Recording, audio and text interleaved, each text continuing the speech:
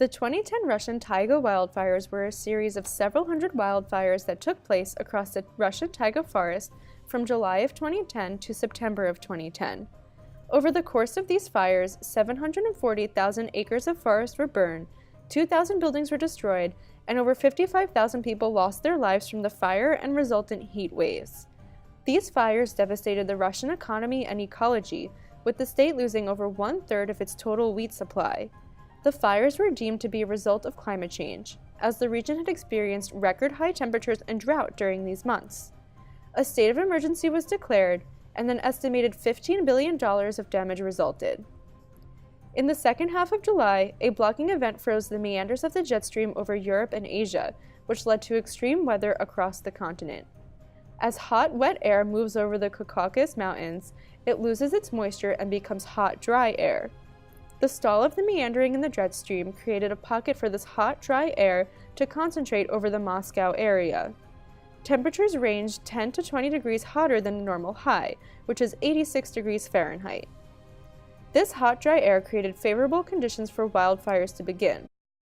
Russian citizens who lived in these volatile areas were negligently using barbecues, smoking, and lighting fireworks in the dry forests.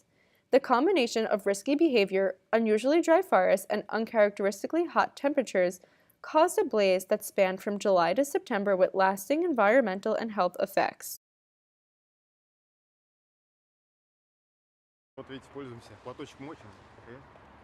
You see, we use handkerchiefs soaked in water and cover our noses, or maybe you could buy a respirator.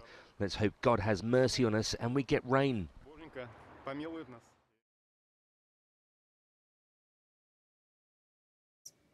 Attempts to stop the propagation of wildfires involve methods that try and deprive the blaze of one of three ignition conditions: fuel, food, or heat, with deprivation of fuel the most common.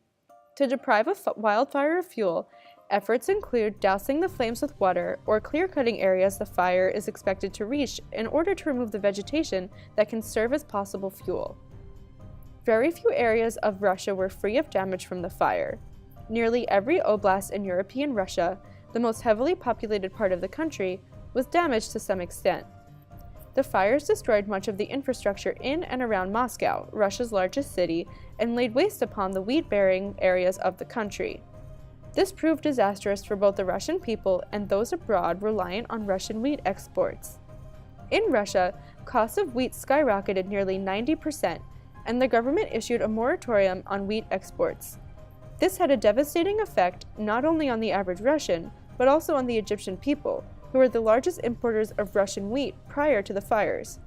It is thought that these fires may have had a direct role in food insecurity in Egypt and the resulting protests which came in the Arab Spring.